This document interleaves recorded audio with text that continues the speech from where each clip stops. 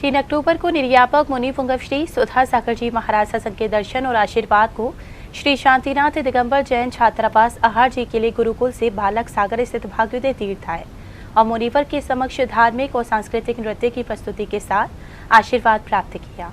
श्री शांतिनाथ दिगंबर जैन छात्रावास अहार जी की गुरुकुल से 3 अक्टूबर को कई छात्र निर्यापक मुनि पुंगव श्री सुधा सागर जी महाराज सत्संग के दर्शन और आशीर्वाद को आए। गुरु आशीर्वाद के साथ बालकों ने मुनिवर के समक्ष जिम्नास्टिक की शानदार प्रस्तुति दी।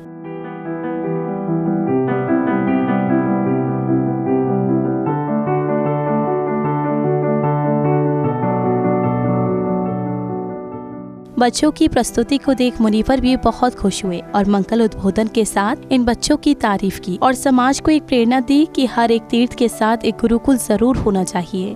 देखें ये बच्चे लोग, अब भारत में कहता हूँ कि जैसा अभी आहार जी में है, प्रत्येक तीर्थ क्षेत्र पर एक गुरुकुल होना चाहिए। तीर्थ की शोभा मात्र यात्रियों से ही नहीं, वहाँ गुरुकुल होना चाहिए। अभी भारतवर्ष में क्या उत्तर भारत में पहला तीर्थ क्षेत्र है जिसके पास में तीर्थ के साथ साथ विद्यालय भी चल रहा है और देखो कई सालों से चला रहे हैं। बीच में स्थिति डगमगाई, मैंने इनको संबल दिया, घबराओ मत, अपन आगे चलते हैं। और आज कितने बच्चे हैं? 70 बच्चे हैं और पूरा निःशुल्क होता है।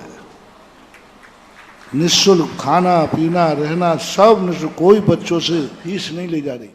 निःशुल्क चलने वाले इन गुरुकुलों की ओर मुनिवर ने समाज का ध्यान खींचा और बोले, अपने बच्चे बिगड़ रहे हैं इसका ध्यान है, ये इतने बच्चे सुधर रहे हैं उन पर किसी का ध्यान नहीं। आज के समय में निःशुल्क और धार्मिक संस्कार, तीर्थ क्षेत्र पर रहते हैं तो धार्मिक संस्कार होते ही है। अब इससे बड़ा और क्या चाहिए? तुम्हारे बच्चे जो बिगड़ रहे हैं उनकी तरफ तुम्हारा ध्यान है, जो सैकड़ों बच्चे सुधर रहे हैं इनकी तरफ आपका ध्यान नहीं है। ये सुधर रहे हैं, ये सुधरने को तैयार हैं। देखो ये 2 विद्यालय 3 विद्यालय अभी सागर समाज के गौरव कर रहे हैं। जूनियर विद्यालय आहार जी और खनिया धाना, ये 6ठी से लेकर 10वीं तक, 10वीं और 10वीं के बाद ये विद्यालय के बच्चे सांगानेर 11वीं कक्षा से पूरी पढ़ाई तक सांगानेर जाते हैं, वो भी निःशुल्क चल रहा है। तो इनकी तरफ समाज का ध्यान जाना चाहिए और कमेटियों को इतना समृद्ध करना चाहिए कि आज 70 बच्चे हैं, कल 7000 बच्चे हों तो भी ये थकना नहीं चाहिए। मुनिवर ने ये भी बताया कि ये निःशुल्क संस्थाएं समाज के दान पर चल रही हैं, तो ऐसे बच्चों को पढ़ाने के लिए मुनिवर ने समाज को प्रेरणा दी। अब ये संस्थाएं कोई बच्चों की फीस पे नहीं चल रही, ये समाज के दान पे चल रही। तो समाज वालों के लिए दान के संबंध में वही मैं बात कहना चाह रहा था। दुनिया भर के पापों के लिए तुम्हारे पास खर्च हैं, लेकिन ऐसे बच्चों को पढ़ाने के लिए तुम्हारे पास दान नहीं है, तुम्हारे पैसा नहीं है।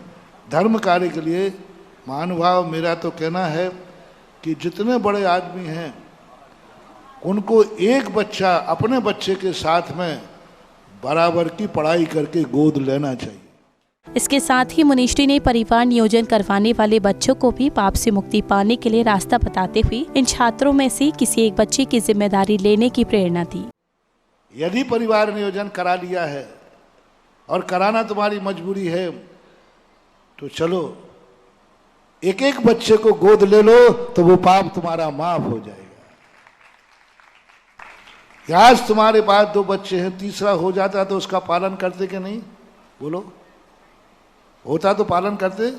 तुम्हारे बाप दादों ने पालन किया है ना। यहाँ से बहुत सारे बच्चे यहाँ बैठे होंगे जो 3री 4थी संतान होंगे। कितने लोग हैं जो अपने बाप की 3री 4थी संतान है?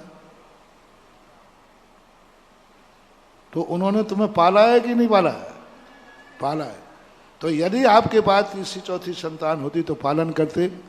चलो उसकी तुम्हारी मजबूरियां हो सकती हैं, समाज की सरकार की व्यवस्थाएं हो सकती हैं, उसकी पूर्ति ऐसे करो कि भले हम संतान 2 पैदा करेंगे लेकिन 1-2 संतानों को हम विद्यालयों में पढ़ाने का पूरा खर्चा उठाएंगे। उत्तर भारत में चलने वाले निःशुल्क विद्यालय के बारे में बताते हुए इन विद्यालयों की शिक्षा और गुणों से सभी को अवगत कराया। और ये 3 विद्यालय अभी आपके उत्तर भारत के अंदर हैं जो निःशुल्क चला रहे हैं।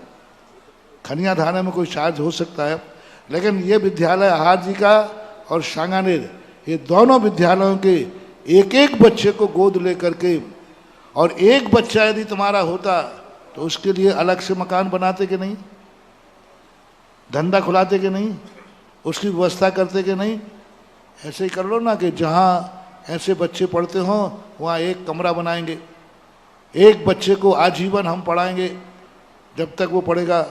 तो ये संस्थाएं जीवित रहेंगी तो समाज का मस्तक ऊंचा उठा रहेगा। ऐसे ऐसे जैसे बच्चे कर रहे थे कि देखो एक बच्चा नीचे एक ऊपर है, इतनी वजन उठा करके भी ये बता रहे थे कि हम इतनी मजबूरी में भी जैन धर्म का झंडा लहरा रहे हैं। इतनी मजबूरी में भी एक नीचे है एक ऊपर है, फिर उसके ऊपर एक और खड़ा हो गया और घुटने टेक कर खड़े हो गए। नाना प्रकार से इतने आइटम दिखाए, हर आइटम में पसीना था, हर आइटम में मेहनत थी, हर आइटम में वजन था। उसके बावजूद भी एक बच्चा चढ़कर कहता है इन सब परिस्थितियों में अभी मैं जैन धर्म का झंडा लहराऊं। मुनीवर ने समाज को चेताया कि मातृधन के अभाव में ऐसे विद्यालय बंद नहीं होने चाहिए, कमेटियों को मजबूत होने की जरूरत है। विशेष ध्यान रखना चाहिए ये अर्थ के अभाव में संस्थाएं बंद ना हो जाएं, अर्थ के अभाव में ये संस्थाएं परेशान नहीं करें। कमेटियों को इतना मजबूत करो कि जिससे ये विद्यालय चलते रहे, ऐसा मेरा आशीर्वाद।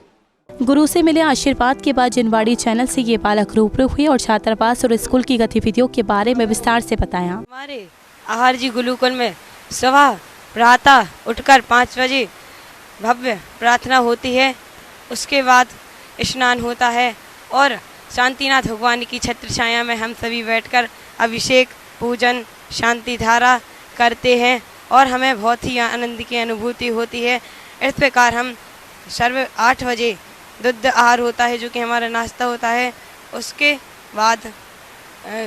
बाद स्कूल धर्म की कक्षा लगती है। उसके बाद सभी लोग भोजन के लिए भोजन करते हैं और स्कूल के लिए प्रस्थान करते हैं और वहाँ पर 2 बजे लंच होता है। उसके प्रांत सभी लोग छात्रावास में 4 बजे आ जाते हैं और 1 घंटे के लिए खेलने का समय दिया जाता है, जिसमें चेस, कैरम, कबड्डी, खो खो आदि जैसे खेल खिलाए जाते हैं। उसके बाद सभी बच्चे 1 घंटे के बाद अपने अपने कुर्ता पजामा आदि पहनकर भोजन के लिए तैयार हो जाते। भोजन के बाद श्री शांतिनाथ दिगंबर जैन मंदिर में जाकर आरती साय वेला की आरती करते हैं और निर्यापक श्रवण श्री सुधा सागर महाराज जी की आरती, आचार्य श्री की आरती करते हैं।